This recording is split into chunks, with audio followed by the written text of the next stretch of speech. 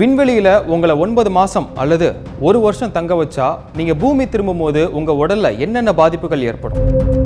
நாங்க ஏன்டா அங்க போகணும் அப்படின்னு நீங்க நினைக்கலாம். ஆனா யாருக்கு தெரியும், ஒருவேளை நீங்க கூட அல்லது உங்க ஜெனரேஷன்ல யாராவது விண்வெளிக்கு அல்லது பல கிரகங்களுக்கு போற வாய்ப்புகள் அமையலாம். ஏன்னா அந்த அளவுக்கு தொழில்நுட்பங்களும் டெக்னாலஜியும் அதிவேகமா முன்னேறி வருது. குறிப்பாக 2029ஆம் ஆண்டு மனிதர்களை செவ்வாய் கிரகத்துக்கு அழைத்து செல்லும் திட்டம் செயல்பாட்டுக்கு வரும்னு எலான் மஸ்க் அறிவிச்சிருக்காரு. ஓவர் பொல்யூஷன் காரணத்தினால பூமி ஒரு கட்டத்துல வாழ தகுதியற்ற கிரகமா மாறும்னும் அதுக்குள்ள மனிதர்களை பூமியை விட்டு வேற ஒரு கிரகத்துக்கு கொண்டு போயிருவாங்க அப்படின்னும் விஞ்ஞானிகள் பரவலா நம்புறாங்க. சரி, இதெல்லாம் ஒரு புறம் இருக்க, 9 மாதங்களா விண்வெளியில சிக்கி இருந்த சுனிதா வில்லியம்ஸ் மற்றும் புட்ச் வில்மோரை மீட்க ஸ்பேஸ் எக்ஸ் டிராகன் விண்கலம் களமிறங்கியது. பல அட்டம்ப்ட்ல நாசாவே தடுமாறிய நிலையில ஸ்பேஸ் எக்ஸோட டிராகன் ஸ்பேஸ்ஷிப் களத்துல இறங்குச்சு.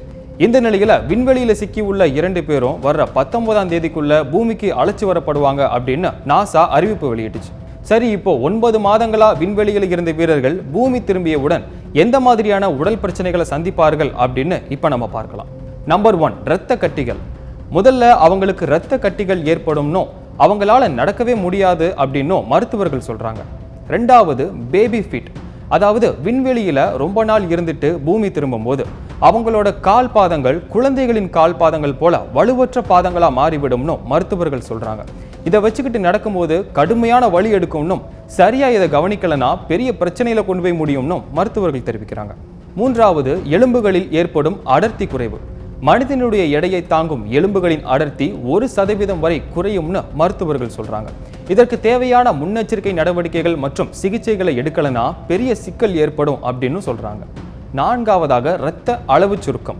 விண்வெளியில இருக்கும்போது நம்ம உடல் புவியீர்ப்பு விசைக்கு எதிராக இரத்தத்தை பம்ப் செய்யாது.